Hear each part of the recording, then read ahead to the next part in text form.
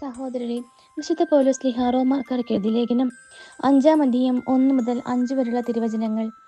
വിശ്വാസത്താൽ നീതീകരിക്കപ്പെട്ട നമുക്ക് നമ്മുടെ കർത്താവായ യേശുക്രിസ്തു വഴി ദൈവവുമായി സമാധാനത്തിലായിരിക്കാം.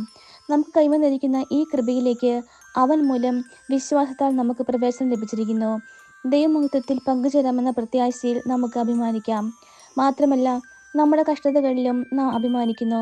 എന്തെന്നാൽ കഷ്ടത സഹനശീലവും, സഹനശീലം ആത്മധൈര്യവും, ആത്മധൈര്യം പ്രത്യാശയും ഉളവാക്കുന്നു എന്ന് നാം അറിയുന്നു. പ്രത്യാശ നമ്മെ നിരാശരാക്കുന്നില്ല. കാരണം നമുക്ക് നൽകപ്പെട്ടിരിക്കുന്ന പരിശുദ്ധാത്മാവിലൂടെ ദൈവത്തിൻ്റെ സ്നേഹം നമ്മുടെ ഹൃദയങ്ങളിലേക്ക് ചൊരിയപ്പെട്ടിരിക്കുന്നു. നമ്മുടെ കർത്താവായ മിശിഹായ്ക്ക് സ്തുതി.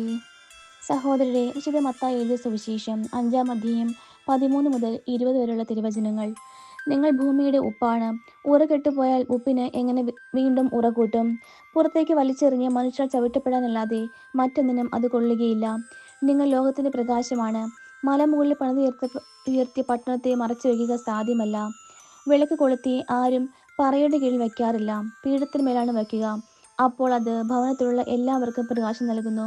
അപ്രകാരം മനുഷ്യർ നിങ്ങളുടെ സൽപ്രവൃത്തികൾ കണ്ട് സ്വർഗ്ഗസ്ഥനായ നിങ്ങളുടെ പിതാവിനെ മഹത്വപ്പെടുത്തേണ്ടതിന് നിങ്ങളുടെ വെളിച്ചം അവരുടെ മുമ്പിൽ പ്രകാശിക്കട്ടെ. നിയമത്തെയോ പ്രവാചകന്മാരെയോ അസാധുവാക്കാനാണ് ഞാൻ വന്നതെന്ന് നിങ്ങൾ വിചാരിക്കരുത്. അസാധുവാക്കാനല്ല, പൂർത്തിയാക്കാനാണ് ഞാൻ വന്നത്. ആകാശവും ഭൂമിയും കടന്നു പോകുന്നതുവരെ സമസ്തവും നിറവേറുവോളം നിയമത്തിൽ നിന്ന് വള്ളിയോ പുള്ളിയോ മാറുകയില്ലെന്ന് സത്യമായി നിങ്ങളോട് പറയുന്നു. ഈ പ്രമാണങ്ങളിൽ ഏറ്റവും നിസ്സാരമായ ഒന്ന് ലംഘിക്കാൻ മറ്റുള്ളവരെ പഠിപ്പിക്കുകയോ ചെയ്യുന്നവൻ സ്വർഗ്ഗരാജ്യത്തിൽ ചെറിയവനെന്ന് വിളിക്കപ്പെടും. എന്നാൽ അത് അനുസരിക്കുകയും പഠിപ്പിക്കുകയും ചെയ്യുന്നവൻ സ്വർഗ്ഗരാജ്യത്തിൽ വലിയവനെന്ന് വിളിക്കപ്പെടും.